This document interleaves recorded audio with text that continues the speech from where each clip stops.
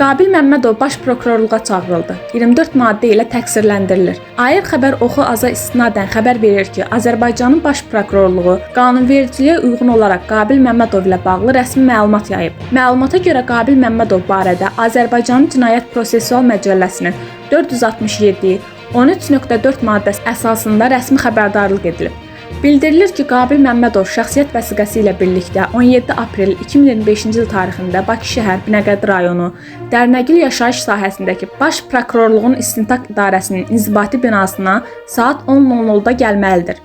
Qabil Məmmədov 2015-2017-ci illər ərzində müxtəlif şəxsləri dövlət orqanlarında işə düzəltmək, sosial müavinət və pensiya alacaqlarını vəd edərək 10 nəfəri aldadıb. Bu şəxslərdən ümumilikdə 29.597 manat məbləğində pul alıb. Bundan əlavə Qabil Məmmədov sosial media hesablarında terrorçuluğa çağırışlar edərək ictimaiyyətə ciddi narahatlıq yaradıb.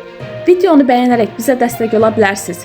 Ölkədə və dünyada baş verən hadisələrdən ilk xəbər tutmaq üçün kanala abunə olub bildirişləri açıq saxlayın.